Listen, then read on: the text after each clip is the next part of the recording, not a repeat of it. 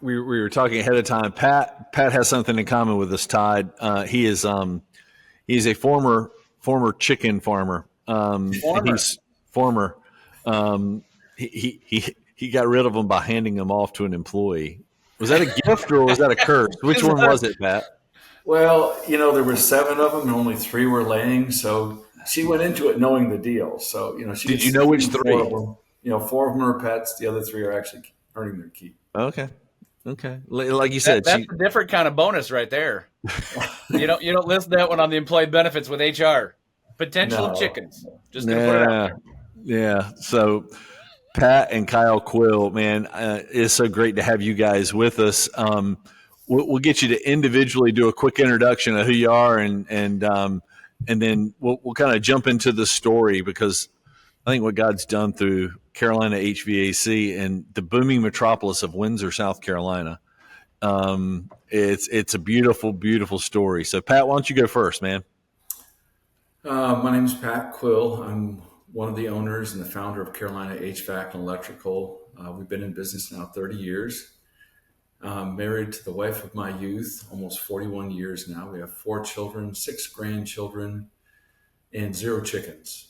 I'm not upset about I'm gonna have a that at talk. all. I'm gonna have a talk with Kyle's kids about that. That needs to be fixed. We're an overnight success in 30 years. Yeah. That's kind of been the line around here lately. And, this business started out with humble beginnings, and God's really blessed it. Yeah. Kyle, jump in, buddy. Yeah, hey, my name's Kyle. I'm son of Pat. It's just an honor to serve with him in the transition. I've got a beautiful wife, Rebecca, and 3 kids that keep me on my toes. And my role here is the president of Carolina HVAC and Electrical. Some say humble leader, but it is what it is. So He's transitioned from a benevolent dictator to a humble leader. We're working with him. Self-proclaimed humble leader. Yeah. Yeah. We didn't do a survey with the employees on that, but yeah. beautiful. I love it. Pat, why in the world did you start a HVAC business 30 years ago? Well, I did 10 years in the Navy on nuke submarines, and I went through the nuclear training pipeline. When I got out, and it was kind of unexpected, my wife got sick. She suffered from depression, couldn't really handle me going to sea. It took me a little while to find a job. During that time, God did some great things in my life. I actually got born again at 29. But I came to work at a place called Savannah Riverside down here in Aiken, near Aiken, South Carolina. And I had a really great position, but the problem is that I didn't have a college degree. And in the corporate world, without a college degree, you just don't move up. So I got to the bottom of the management chain. And here I'm running my section of this company, getting these great evaluations, but I can't move up. So I kind of got dissatisfied with that, and we started looking at starting a business and looked at a bunch of different things. We finally prayed about it. Felt like God showed us start a business that people have to have. It's something of a necessity. So that led to the beginnings of a business that would eventually become Carolina HVAC. At the time, it was called Appliance Pro. We did appliances and heating and air. So that's kind of how we started out. It was my first vehicle was a Mitsubishi Mighty Max with a fabricated those 3/4-inch pipe for a truck rack.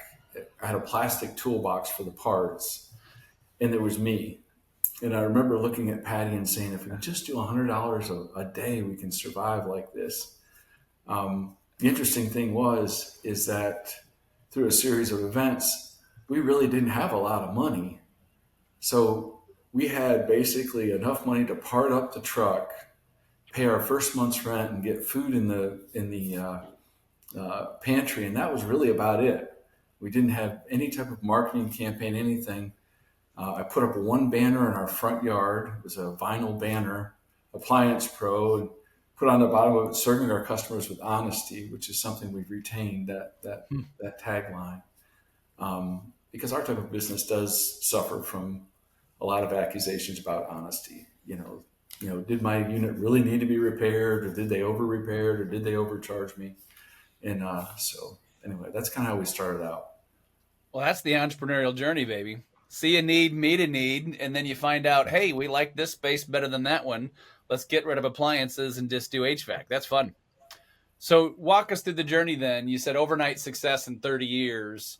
Paint us the picture today, employee count, and then we'll circle back to when you realized you're onto something. Yeah. Right now we're at 25 employees, 12 trucks on the road. None of them are Mitsubishi Mighty Maxes, just so you know. Do they even make them anymore? I don't think they're around. Yeah, they're not around anymore.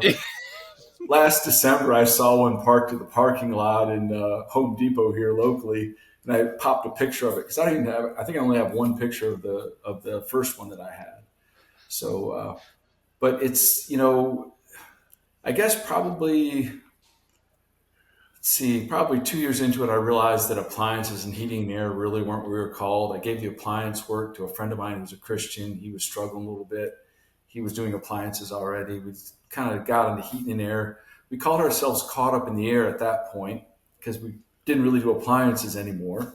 Kind of a spoof on scripture there. Yeah. And I remember Patty, my wife, she one day she was particularly mad because of my work hours, because it's a baby, right? A new business is a baby. You're 24/7, you're on it.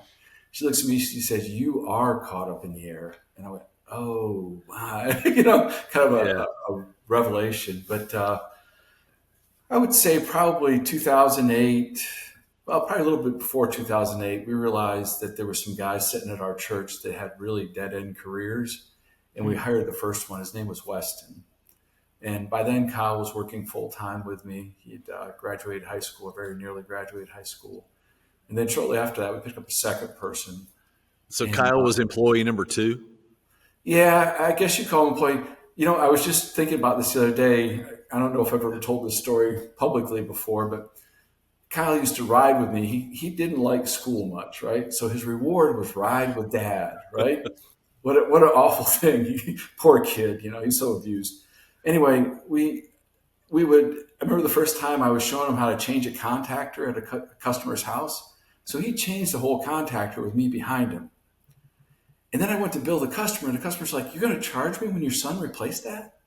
I mean, it was kind of funny, you never saw it once. I was looking over his shoulder, and I had to drive there. I mean, he says an 8-year-old changing a contactor, a 10-year-old changing a contactor. So what was that like, Kyle, to get started in a business like that? Well, I'd like to continue painting the picture how we started. So our very first shop, when we sold appliances, we sold used appliances. So we would pick these things up as a family, all packed in the truck, and throw these used appliances from local box store. Dad would fix them. We put them in our shop, and the shop had a dirt floor. And it was pretty cool because every appliance in there was $100. So while Dad was fixing appliances, I could go out there as a 6-year-old kid and go, "Yep, this one's $100. This one's $100. This one's," and it was an easy sales pitch. And they just picked it, gave me the money, and I'd run it in. Mom would write a receipt, and I would help them load it as a 6-year-old. Like I'm telling you, it was some hard times back then. We were coming out of a bankruptcy as a family, and God convicted my parents to pay the bankruptcy back. Obviously, they didn't have to do that, but just watching my parents stand on principle has spoke volumes to me today. And to go a little bit further back, Pat didn't tell this part of the story, but he actually got in business with a guy that was an unbeliever and spent 9 months, put his life's savings into this company as a co-owner, and the guy took everything from him. So when I say we started from ground zero, and when he says we just had to make $100 a week and only had enough to put money, parts on the truck, it was legit. And in our first service call that I remember, it's actually debated if it's actually our first service call. I just found this out the other day. First service call I remember as a 5-year-old. We went to this guy's house named Benny, Mr. Benny. And if I recall correctly, everybody was excited. We piled in the truck, me, my mom, my dad, my sister. 3 seats. There's 4 of us, but we're small. Truck small, checks out. And Dad The Mighty fixes this Max. thing. This was in the Mighty The Max, Mighty right? Max. It Yeah, was yeah, mighty, okay. I'll tell you that. So we get there. My mom has a little gift basket for one of our first customers, Benny, older guy. Dad fixes it, hands Mr. Benny the bill, and Benny goes, I got a little problem. Um, I don't really have the money to pay you guys, but if you give me a stack of business cards, I'll tell everybody. And I remember Mr. Pat getting back in that little truck just ticked. I mean, my mom's just like praying blessings over him, over Mr. Benny, because she's an angel, and Dad's just like, "Are you kidding me? I can't believe." Like, it is an emotional event. I still have trauma from this, but when Dad handed him that stack of business cards, this old fella handed cards to everyone. Like, and he was our best marketing plan. If I could find a guy like that today, man, it'd save me hundreds of thousands of dollars today. But this guy literally told the world, and over that stupid fuse in a microwave, and Pat's generosity, and Miss Patty's beautiful heart, and blessing the guy, and that's how I remember the company starting. And it's an honor to me to have been there at the very beginning and watching the bankruptcy, watching Dad fight and claw and get taken advantage by a non-Christian business leader. I got an MBA in business from a young age, and just watching Dad make mistakes and constantly fail forward. And when a mistake would happen, he never let it define him. Probably to the point where he probably should have. He probably should have backed up and punted and said, "Hey, I need to go work for somebody else." But he just had a will not to quit, and that was pretty cool to watch. I apparently should not drink as we're recording it. I just went down the wrong pipe. Sorry, dying over here. We're good. Pat, I want to go back to you said you came to Christ later in life. How did you get from you're 29 and this becomes your Jesus-y thing to the conviction of honesty, and I'm going to pay back the bankruptcy, though the law doesn't require me to? How'd you come to that decision? It centered on my pastor. Yeah, the guy that led me to the Lord, his name was Jim. And we were, as a young man in the Navy, and I came from a really poor home, grew up really poor. I decided that, in all my wisdom as a young man in the Navy, that I could borrow my way into being rich. Of course, we all know the fallacy that is. But at the time, I didn't. So when I got out of the Navy, there was a period of 9 months of unemployment after that, in which God just broke me to little pieces. Because here I'm this highly qualified Navy nuke, and I can't get a job.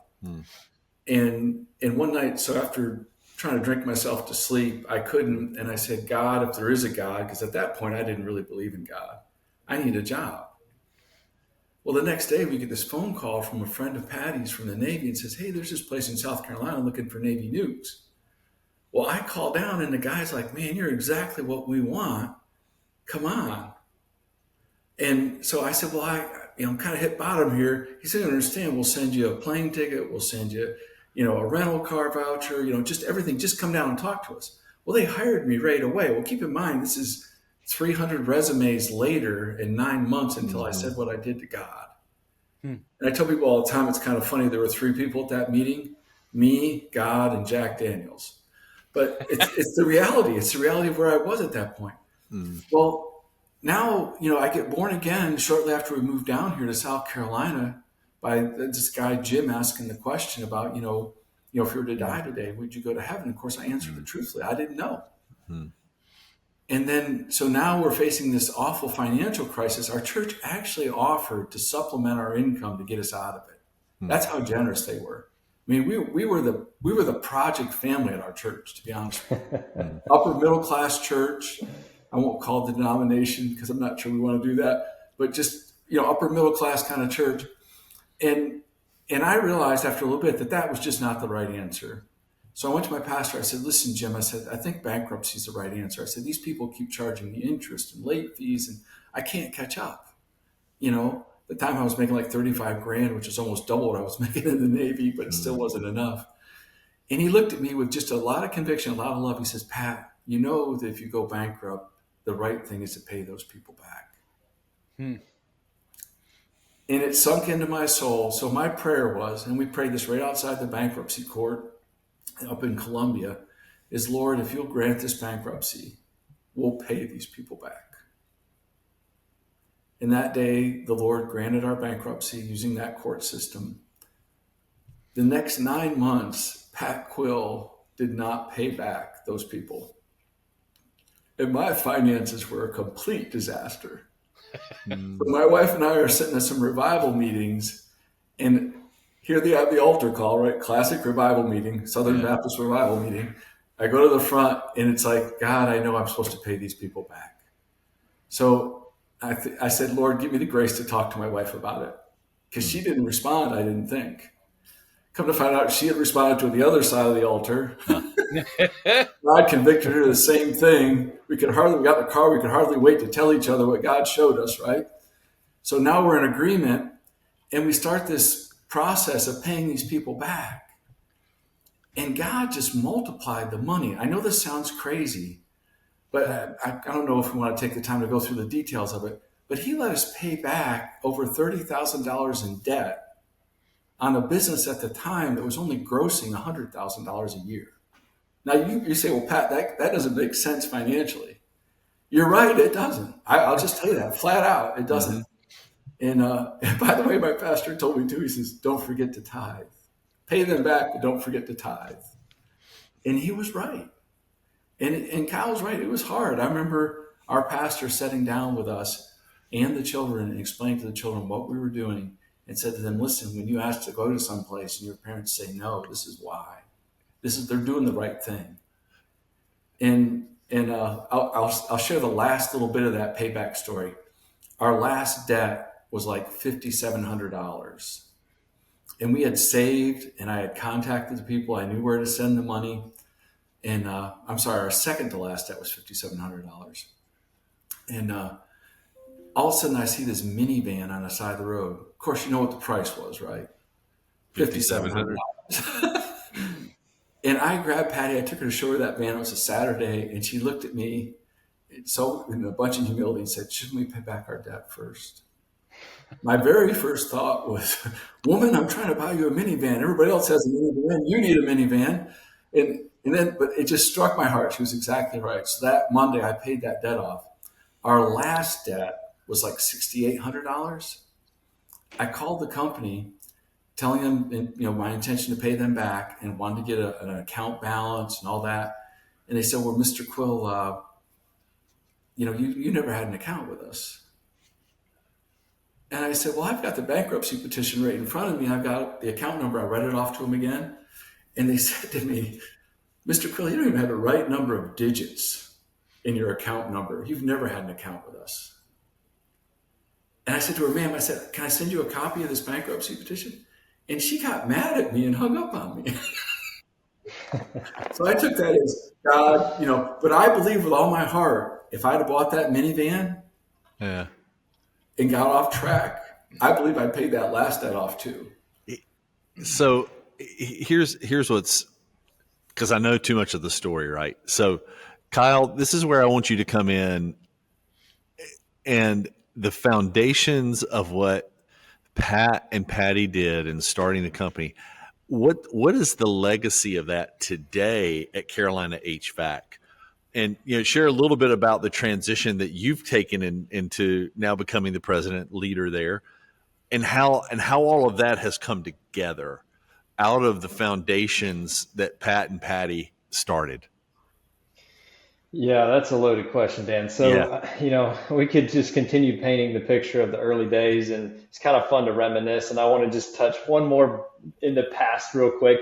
This past Saturday, we had our 30th anniversary open house here at the shop, and the pastor that led Pat to the Lord his name is Pastor Hope.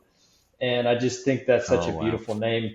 And he's in his 80s now, and it was so incredible. I haven't seen him since I was probably 5 years old. And just being able to be there and say thank you. And some of the folks from that first church that were helping our family while we were the project family, being able to shake their hands, give them a big hug, and just say thank you for what you did. And they had us over for dinner. They would bring us groceries, and then now God has blessed us immensely with this company and some investing we do. And it's really easy to hold our blessings with deep humility, because I know it's in spite of me, not because of me. So going back to your question, Dan, one of the things that we have is we have a lot of grit around here. It's one of our core values, our new core values we just redid this year. And grit is what we were founded on. I watched my mom and dad not quit. They just kept fighting and fighting and fighting. And I said early, fail forward. And they did that over and over and over.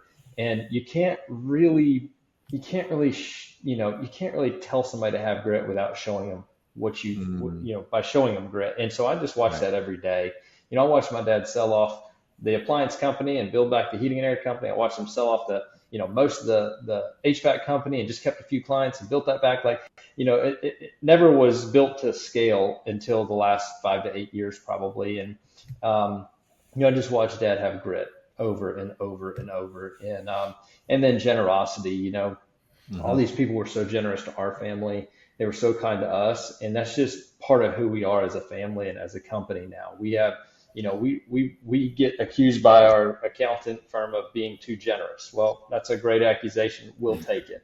I just think that generosity is something that is a foundation of our family, and we're going to keep giving. And that all started from when Christ changed my parents' life, because we got a Hmm. DNA change that day. I mean, if you Yeah. would meet the rest of some of our family on both sides, it's a pretty rough crowd, man. And alcohol and drug abuse reigns, and God rescued us from that. And so it's just an incredible story of redemption. And the Mm. cool thing is, it's like just beginning, man.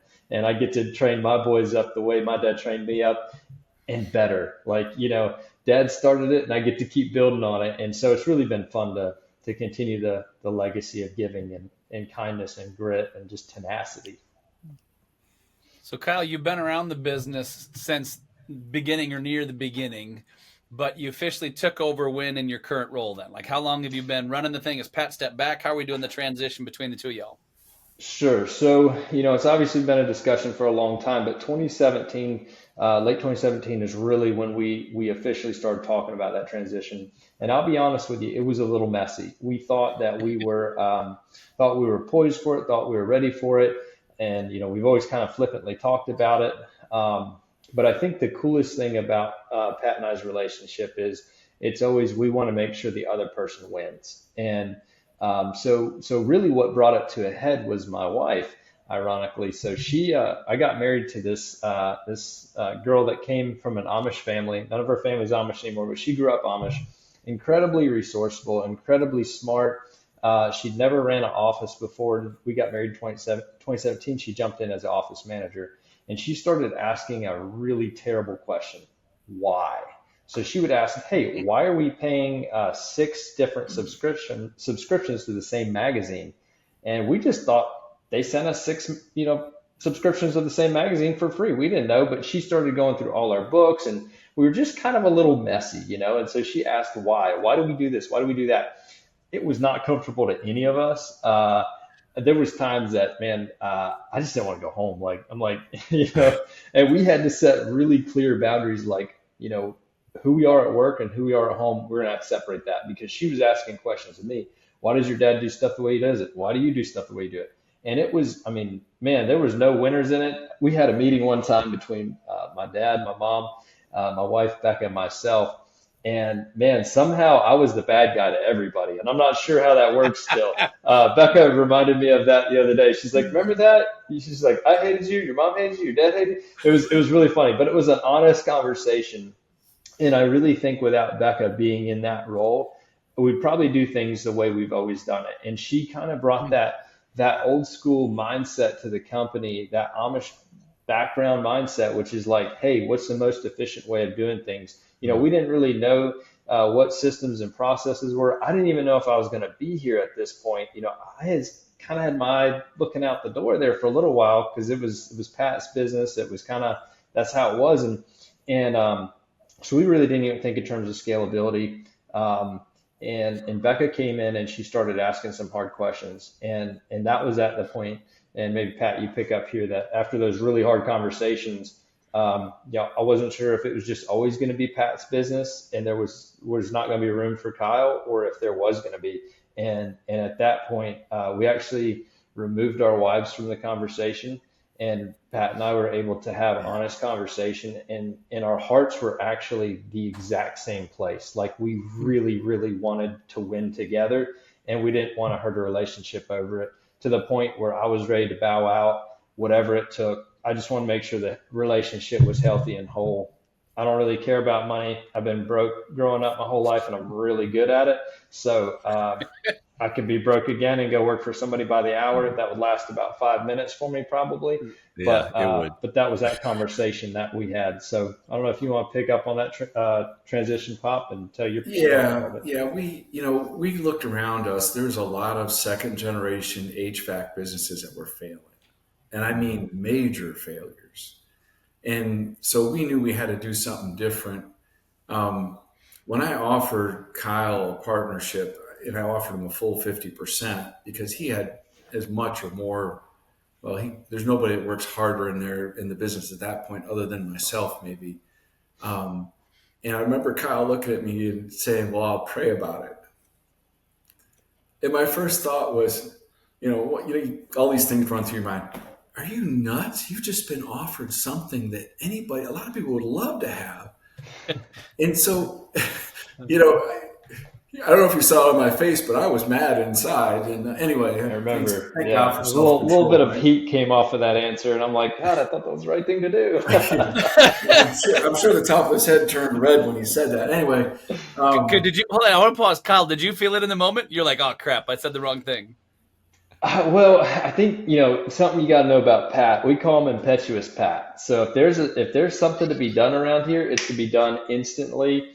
Go. You can we'll throw off an idea around a conference room table, like, hey, we should call this person, or we should think about calling this person. We walk out of the meeting, that person's already, that phone call's been done and had, and we're like, hey, maybe just wait. He's, I already did it. So Pat's the kind of guy where if he has something top of mind, he activates instantly. And so I think he expected me to reciprocate that, and typically I do. But in this scenario, I knew it was a big, at this point, I had a couple job offers from where my wife's from in Ohio to be a service manager of a heating and cooling company up there. And so I was trying to weigh the cost. Like, what does this look like? I didn't know. And, I'd put my heart and soul into the family business my whole life. But, without Pat being willing to give me an opportunity, and I wasn't sure he would at that point, and that was that's tough. That's a really tough place to be, for a father-son. And I will say one thing, he's always let me fail. One of the first marketing campaigns that he let me do, I talked to my buddy down in Florida. I was in Florida with some friends, and he was a marketing genius, and so we took out these two billboards, or he suggested take out some billboards and do this marketing campaign. So Dad let me do it. It was $7,000, and this is when our top line was probably $180,000 to $200,000. So $7,000 would be like, it'd be like 500 grand today. It's expensive, and he let me do it. And we got. I would drive out of my way to view these billboards, and we got no traction. Finally, on the last day, we finally got a contact out of it. And I, excitedly called the number back. And this lady answered, and she's a tenant, and her landlord just refused to provide her service, and she was looking for something free. And so we got absolutely nothing out of it. And Pat, he's always done such a good job at letting me make mistakes and let me fail forward. And I remember, he was gritting his teeth through the whole time. And, I think the conversation went like this. It was like, hey, Kyle, remember, the billboards, let's just not do that again. And man, I was like, man, just punch me, scream at me, do anything other than just say that. But that would be just a standard Pat correction right there. Like, you just calm and this is how it is. But yeah, I think I got off track there. Sorry about that. No. That's great. So you came on as a 50-50 partner around 2017, right? Does that sound about right? Yep, about that time. Yeah, but Okay. what's interesting is he wasn't a 50-50 partner. After praying about it, he said to me, yeah, I'll do it, but on one condition, that I'm 49 and you're 51. Because if there's a hard decision to make, I want you to make it, not the two of us together. And I say that now, about makes me cry, because that takes a lot of humility. And we didn't have, I can only think of really one 51% decision that was ever had to be made. And we actually talked that through a lot. And when it was finally the 51% made the decision, there wasn't any beef about it. You know Right. what I mean? It was kind of a tough decision. It was a hard call.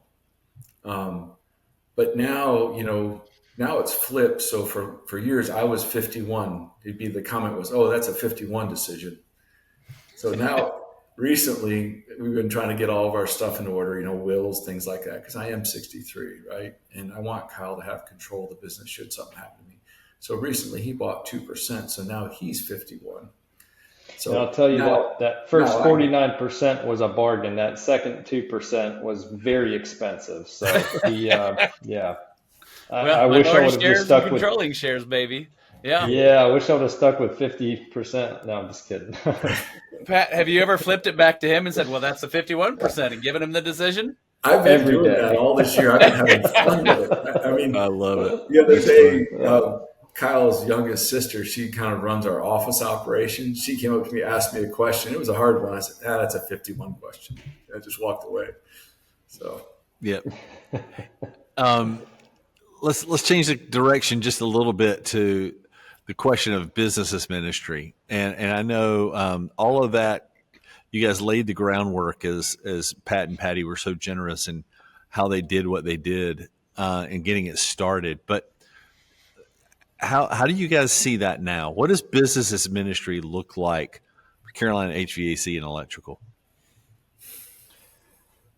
Flip a coin. I I don't care can who take that answers. one, Pop. So yeah, I mean that's something. So obviously, our foundation now. This what we were laid on is just the kindness of Christ. So we do our absolute, especially in the last few years, really planning towards it, strategic planning towards it, trying to make incremental changes to get better and better to serve. So just about a week and a half ago, we sat down with our head chaplain, and he talked about how many times we bring these chaplains in the building, talked about how many times the gospel was shared to our team.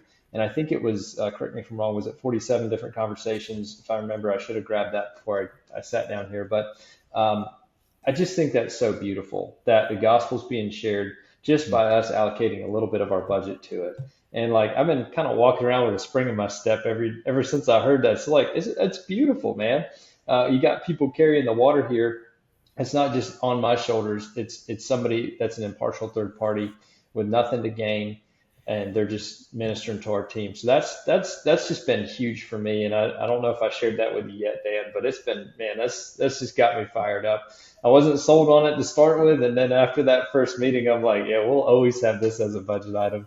Yeah. So that's one part. Another part is we've partnered with the local chapter of the FCA, and just recently they had Tim Tebow here. It was so cool to be a partner in that ministry and to see them have the budget to be able to do what they need to do. And God is working in our local schools here. It is amazing what God's doing here with our local student athletes. And as student athletes go, so goes the school. And so, the local guy that's leading that, man, he's baptizing these kids on the football field, all football season long. And it's just amazing for what God is doing with our local schools. And God is moving in Aiken and Barnwell counties right now. And in that particular ministry, they could use 50 times the budget they have, and it would be used in an incredible way. And a third thing that we've really shown a light on is we partnered with a ministry called Jamaica Relief Ministries, and they just are the hands and feet of Christ. So they run a children's home in Jamaica, but then they also build houses for the poor folks in Jamaica. So they vet these people. Usually it's a single mom who's been separated from their kids through the state. And once this mother has a home and some stability, the kids can come back. So every year we take our team down and build a house down there for this ministry. And it's incredible. With 10 grand, we can build a house. The house costs $10,000. It's a glorified storage shed, but it's the Taj Mahal to these folks that are hanging off the backside of a mountain, in the non-touristy area of Jamaica. And then this mother gets her children back, and it's beautiful. The mother's introduced to the gospel. The ministry walks with this mother for 1, 2 years after the house is completed. The mother gets all her paperwork straight. So a lot of these people are born on, the middle of nowhere in Jamaica, in some mountain somewhere with no paperwork. They can't get a real job. And so the ministry just walks with them hand in hand, literally changing a generation. And we have the benefit of taking our team down there, handing them $10,000. We build a house in a week, and a generation can be changed for the sake of the gospel. And just the last lady we built a house for, she was there. I mean, I think she was there way before we were and stayed after, and she was just there helping us the whole time. And it was just beautiful to see this lady's home receive healing. And she knew Jesus, and it was a sister in Christ that we were ministering to. And it was just so neat to play that part and to watch our team just surround this beautiful lady and her children, and just show Christ's love. And, we have a lot of fun doing it. And then we finished that project up early, and we headed to the local mission there that we partnered with, and we helped them form concrete for a road. We're a bunch of heat and air guys forming concrete. Probably didn't look very good, but it was hard work, I'll tell you that. But we had a lot of fun doing that. So take just one more second on Jamaica Relief. How do you guys actually do that? What's operationally, how do you do that with the business, with how you guys make all that happen? Yeah, so we give on a monthly basis. So it helps their budget the best for us to give to them on a monthly basis. So that's how we give. It's not convenient for us, but it works for them.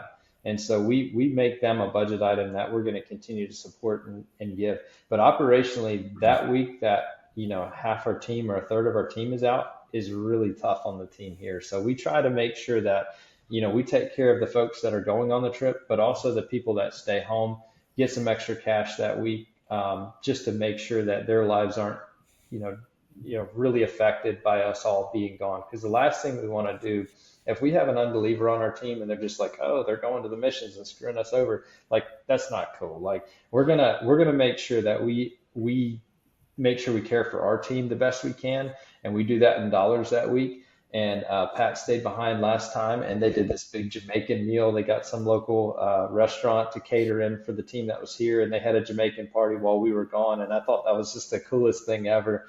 And so they actually got paid the same amount that the team that went in country got paid on top of their regular checks for working. And I'm sure they got overtime that week. So it was really cool to see them be blessed here. And then this year we had to pull the sign up sheet down because it just got, the whole company wants to go. And so we had to kind of dial it back and say, all right, we can only take this many, because we still got to serve clients. We've got to make, a mission here to take great care of our clients. So we can't get the company, but we definitely can do whatever we can to serve our team. But you flip that, right? I mean, if you go this year, you stay home next year. Isn't that kind of how you guys do it? Yeah, absolutely. So if you went last year, then you get preference to go, or if you didn't go last year, you get preference this year. So yeah, works out good. So I love that. We got chaplaincy programs, we got generosity programs, we got service programs. There's a camaraderie built in there, especially the events and stuff. I'm guessing it didn't start that way. Pat, can you go back to like the beginning of the story? You start to hear honor God in business outside of the integrity and the excellence with which you're doing, which I've heard built into this thing as well. What did you first start into that with? Like when, walk us to the beginning of that journey. What was the beginning foray into this stuff? Well, I thought about this story today, and I think I'm just going to tell it. There was a point in my life where I was a bivocational pastor. We were planning a church, and we were struggling as a church. I mean, we had 12 members, 15 members. Well, the head of that particular denomination, one of his children moved to our congregation. So we got a lot of special attention. So I'm sitting down and talking with him, and he says to me, hey, there's this preacher from South Africa named Keith Daniel that's going to be in your area. Why don't we put your church on the map, and you have some special meetings with Keith, and we'll advertise it using the big church, and that way people will come here, and this will build your church. Well, we had no place to conduct meetings because we were meeting as a house church. So one of the guys I went to church with, he had this huge shop. And he said, well, we'll have the meetings there. Well, this is the middle of summer. So what's my thought, right? I'm an air conditioning guy. I can air condition this shop. So I go out and buy brand new units. I'm sorry, I take that back. I bought one brand new unit and I had two other used ones that operated. And I bought something that I knew that I could use in the field and I would just sell it at a discount was my plan, right? So the meetings go down. Needless to say, I did not get that air conditioning. This poor guy from South Africa was sweating, pouring sweat while he's preaching. A lot of people showed up. The people load was way too much. I was back before I knew enough about that, even calculated. And anyway, when it's all said and done, I'm stuck with this 3.5 ton package unit, and it's brand new. It ran for 2 days on a makeshift duct system. So all of a sudden, God brings this couple into my life, an older couple that needs a unit, and they need it financed. Well, I didn't have a lot of money, but I knew that this used unit, and I explained to them what I used it for and all that, and they agreed to a financing program. So I'm going to at least recover what I invested and a little labor, right? Well, halfway through their payment plan, the husband dies. And I'm riding in my truck, and God just speaks to my heart, just as clear as day, and says, Pat, she's a widow. You got to forgive her the debt. So the next half hour, I argued with God. That always goes well. These are the arguments, right? God, I can't afford this. Just logic, right? Pure. So finally, I surrender. I call the lady up. She doesn't answer her phone because they're in the midst of the funeral and all these things, and get her daughter, and I explained to her daughter, hey, we're going to forgive your debt because your mother's a widow now. It was like $950. And that was a lot of money at that point in my life, a lot of money. And so this lady, her daughter, proceeds to cry. She just starts crying. And I can't even understand her. She's so joyful and blown away. And later on, the lady calls me, the wife called, or actually she wrote a letter, thanked us for it. So now fast forward 5 months, it's the middle of winter. I've got a week where I have no work and I've got a family. And up shows a $950 check from that widow. And she writes a brief explanation. My husband's life insurance paid. I really feel like you deserve this money. I would like you to have this. So the equipment's long paid for. This is $950 in profit that shows up. And that's when I realized that business could be ministry. Do you know how many times we've walked into a house and somebody just died and we pray with the person? Or how many times we've walked into someplace else and the husband died 2 months ago and we give her a service call or servicing for free.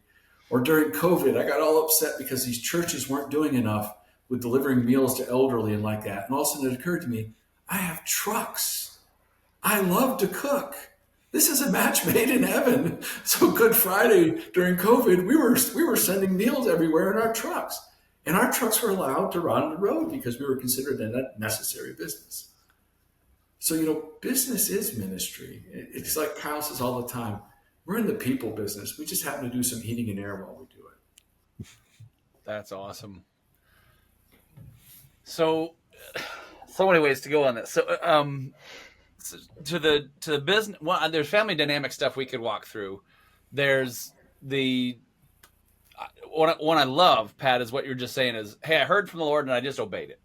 Right? Don't overthink it. Right? Yeah. Some of the times we like to make these complex formulas, and then you start doing this together. There's humility back and forth in the story about how you guys are working together, which I think is awesome. Kyle, how were you involved with any of that stuff? So what's your side of the table, having watched parents live out this generosity part? And walk us through that. Yeah, I mean, obviously, if you're the owner's son, you're either a total loser or the rented mule. I was the latter. So, that job, I know exactly which house it is. I know what her name is. I know everything about it. I was there when they installed the unit. So, I mean, it was just a time and time again. My dad made just like really poor business decisions, but really good God decisions. And it was just, I watched him sell off our phone number. The family had really rallied, and we're like a real family business, and we really rallied to grow this company. And I was probably 8, 9 years old, so I'd seen all the heartache and the blood, sweat, and tears that went into it. And Dad felt called to start a church, and so he sold off a phone number to one of our competitors, and work dried up almost instantly. And he had three big clients that he kept going, and it was something he could maintain by himself. But while he was in this church planning phase, he was on mission boards, traveling to all kinds of places, and it was really beautiful to see him serve. And it came at a cost. It really came at a cost. And I was probably 12 years old when he told the story of that. He needed $950. Like, that was a big deal. Like, we've never had a ton of money until the last, probably eight years. It's been really good now, obviously, but he always chose to give to his hurt and to serve and to it's been a constant thread since I've been alive to always give. And so the company just kind of follows that culture, and it's just who we are. Obviously we do it a little bit more calculated now, and we don't just we back to impetuous Pat's like, start a church. All right, start a church. So we're a little bit maybe a little more stable now in some ways. Strategic is the word, right? Oh, there we go. Yes, there we go. Yeah. Now So we think a little different now, but at the end of the day, we know what the mission is. We know this is, man, the parable of the talents. When we face God and He's looking at our balance sheet, going, "Hey, what's going on here?" We got to give an answer. And I guarantee you, every decision Pat made that affected his personal finances and the growth of the business is not going to go against that balance sheet. It's not going to hurt him. And so, looking back, you got some, he and I often say, "Hey, coulda, woulda, shoulda. Hey, this opportunity that we had." When you have an eternal mindset, I think Pat does such a great job with internal mindset. When you have that eternal mindset, it doesn't really matter. And we're focused on growth, and we're poised to grow, and we've seen explosive growth over the last 5 years. It's been a lot of fun. Money's flowing. The budget's bigger and bigger, and our pay's pretty good now. But at the end of the day, we still gotta remember that it's all God's, and it seems like we've transitioned a little bit into a different sphere of influence with business from what it used to be. Used to be a lot more tactical. Now it's more, hey, as we're growing the business, we have more influence and we get to speak into people's lives more, and it's been beautiful. But at the end of the day, if God calls us to serve the widow or sell the business, hey, it's not ours anyway. So it's his. We're just managers. Yeah, one of the things I hope our listeners are going to take away from this, business as ministry doesn't exclude family. And Pat, early on, you invited the family into the journey. This wasn't something that you took on yourself. And the benefit is, you're taking your 6, 8, 10-year-old son not only on a work site to learn how to change out a capacitor, right? But he's getting a front row seat to watch the faithfulness of God. So invite your family into that journey. This is not just your journey to take, because what will happen now, Kyle is going to stand on your shoulders, and he'll take the company far more than you would have ever been able to, Pat. Not that he's smarter or better looking, because he's not. It's just that he's been able to learn at your feet, and that's a big takeaway that I think our listeners need to lean into.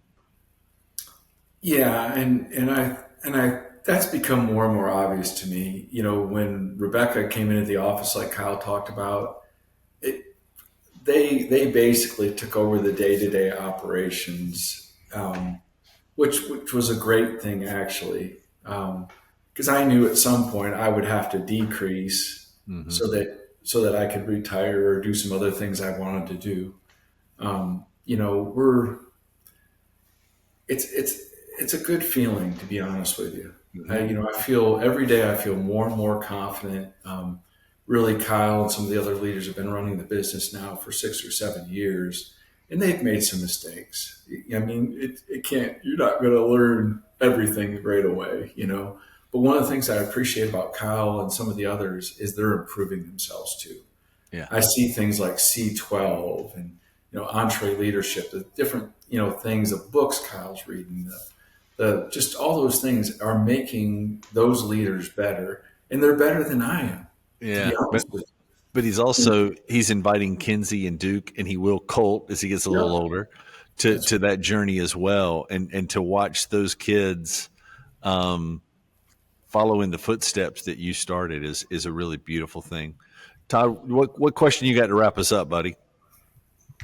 Well, I'm just thinking through, if you've got, and I would like to get both of you guys on this one. You're talking to a generational one builder right now who's considering bringing son or daughter into the business. What advice would you have for the Gen 1? And maybe that's your question, Pat. And then Kyle, what would you have for Gen 2? What are kind of one or two maybe top tips that you'd say, hey, either we did this well or we did this poorly, learn from us, good or bad examples? What examples would you give for that family business that's considering heading into be multi-generational? Yeah, well, what I would say to Generation One is don't be selfish. There was a point where Carolina HVAC's checkbook and Pat's checkbook were one and the same. And that's a pretty good feeling when things start to go well. If you want to write a check for $5,000, you write a check for $5,000, But then you look over at your son who you're working for an hourly wage and you realize, is this really right? And I've watched, there's another business here locally that I've watched the father not handle that well. And now the father and son are at each other's throat. And it's ugly. I mean, it's really ugly. So the son can't do anything about the business. So what's he say? Hey, you can't be around the grandchildren. And Kyle kind of alluded to this earlier. This is the type of ugly stuff that destroys families. Yeah. I mean, a successful business destroys families all the time. Yeah. So I remember looking at Kyle, and I even said this to my wife, Patty. I said, whatever happens in this situation, we're going to take the low road. And at the time, I think it was easier for me than it was for my wife. And she said, I remember her looking at me and saying, you should stand up for your rights. I said, the reality is, honey, is if Kyle doesn't take over, I can't get out of it. And I would like him to take it over. I said, that's okay. I'll take the lower road. And as time has went on, I think that's changed. I think there's Kyle constantly honors me as the founder. And you don't know how humbling that is. Because like Dan pointed out one day, there's a couple addictions I had. I needed food for my family and some place to keep us out of the weather. That was my motivation. I wasn't some brilliant business mind. I was just too stupid to give up. So anyway, I guess I'd say to Gen 1, just be careful how you treat your children. You see so many children who just get abused by their parent or parents in their business and then leave there with a bad attitude. Kyle, to you now. What's your advice? I'm not sure if I have a lot of good advice, but one thing I would say is, make it fun for your kids. If you're Gen 1 and you're looking at bringing Gen 2 in, if it's all work, no play, it's not going to be very fun. We worked a lot, but Dad and Mom always did a good job at making it fun. If I worked with Dad, he would always stop by, a restaurant for lunch, or while I'd be working, he would drop me off somewhere, and he would drop by, a Snickers bar, and it was just little things like that I knew he valued me. And as far as the second generation, just give more value than you take and pay. If you do that, and you earn the trust of your parent, I think really that's probably the key. There was I was doing everything around here for a number of years. I was underpaid in the market. It was pretty easy to look around. But I knew that if I continued honoring my dad, I knew his heart, I knew he was pure in heart, that eventually he'd see that I was worth the risk and I was worth the gamble on. And so it wasn't like one day everything changed. It was just, it was consistency over time. And so, you got these kids that talk to me now and they're like, hey, my dad's not doing it. And I'm like, well, yeah, it's because you've been on your PlayStation for 15 years and now you want to take over his business. I wouldn't give my business. You wouldn't even work at my company. Like, you're a loser. So, if you're that second generation person wanting to take over for your dad, you got to earn it. It wasn't given, it was earned and it was fought for. These guys that are founders, they put their blood, sweat, and tears. They put their whole life in it. They bet the house, man. And so to entrust somebody who hasn't got the capacity or hasn't got the personality or frankly isn't respectful and kind, I wouldn't give it to them either. And we want to buy those on acquisition. So, but that's just we're doing a roll up, baby. Come side. We're yes, buying. sir. That's right. That's what I'm looking for. I'm going to all these founders and saying, hey, doesn't look like you're honored very good. Hey, tell you what, I'll honor you. No, just kidding. So yeah, it is game on. So I think the thing is just honor. And when Pat said, that at whatever cost they would take the low road, that was our posture too. And if that meant that I had to bow out of the company, I was willing to do that. And I think when we just let our egos down, and we had some egos in those meetings, we let those egos down, was when it really, man, the sky started to the ceiling lifted on the company, and we're here now, and we're poised to grow, and we're rocking and rolling right now and having some fun. So I think that's what Jim Collins calls a level 5 leader, someone that thinks of the organization above themselves. Yeah. I think a great way to close out. We love our guests to pray over our listeners, and so Pat, if you would pray over that Gen 1, and God will give them wisdom, discernment, how to make that transition. And then Kyle, if you pray over that Gen 2, that they'll have the humility and the lack of entitlement, they'll go out and work for it, and to honor those that have gone before them. So why don't you guys pray over our listeners as we finish up today? Lord, I just pray for that first generation business owner that's in the middle of the battle, trying to get through, just meeting their needs and trying to know what the next decision is and what the next change might be. And Lord, as they come to the point where Gen 2 wants to take over, or is feeling like there needs to be a change, I pray that you'd give that Generation 1 business owner the humility to see that there might be somebody that can take the business to a higher height. There might be someone in his family that has the ability and the drive, I guess, Lord, to take things to another level. Lord, I just ask for humility for both parties, for a love that just outweighs the financial in these kind of things. Lord, we see families divided. We see businesses fail. It doesn't have to be that. I pray that they'll see that Jesus, you're in the middle of this. You bless them. It's not because of them, it's in spite of them. And that we're just stewards, and that they would hold their hand or hold their business with an open hand. Would you please help them, Lord? I ask in Jesus' name.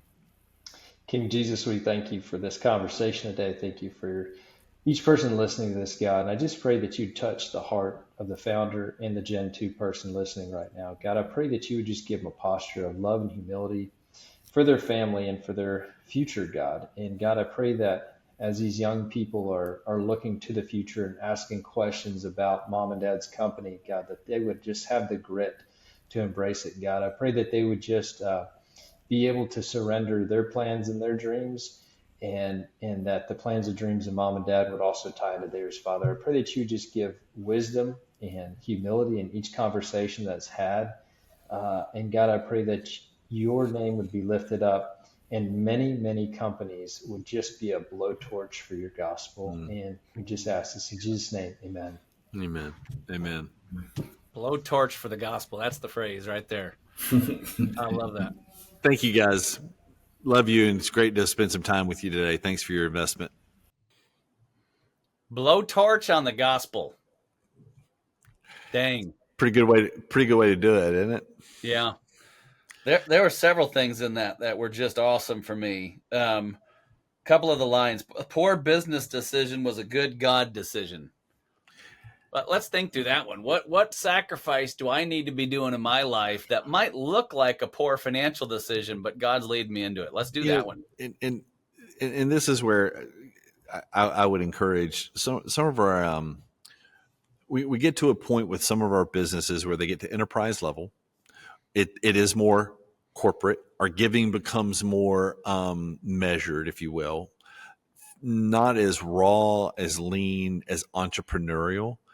You know what? Sometimes we might need to just take a page out of that small business owner that's out there and it's just gritty. Mm-hmm. And so God's put something on your heart and you're like, well, I can't just do that. What do you mean you can't just do that? You own the freaking business. I mean, if you truly, we talk about this a lot at the C12 table, right? God owns your business. If you're a follower of Jesus, he owns it all. That includes your business. So why would you? Because now enterprise level, we have to be more measured, and we have to go through this and this and this. I don't know, man. Maybe you just need to walk into your controller, your CFO, and say, we need to write a check for X amount, and let's do it. I love that. The Gen 2 advice from Kyle that I wrote, the writer downer. Hey, I'm working on you, man. Give more value than you take in pay. Isn't that great? Yeah. And then the humility too for Pat of I'm going to take the low road.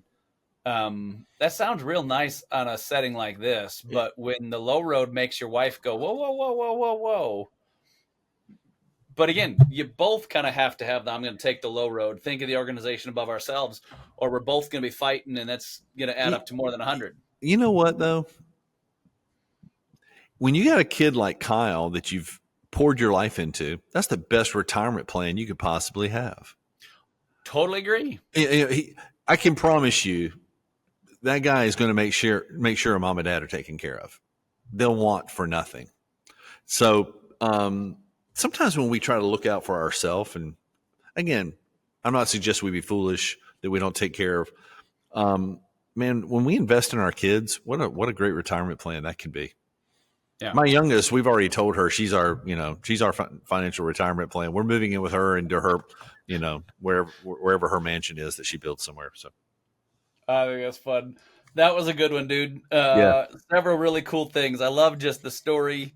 That's our goal on here on the podcast, which I don't know if we've ever said it on there except the intro, outro. We recorded, I don't know, at least 10 of these before we actually had a name. And even then, we're going by our shoestrings. If this is helpful to you, give us feedback. We'd love to hear from you. Yeah. But like, subscribe, share it around. These are the stories we want to tell. Honoring God in business through what God is doing. Stop bifurcating the faith and work. We'd love to, if this is the story that's helpful to you, we'd love to help spread it. Pass it on. Thanks for listening.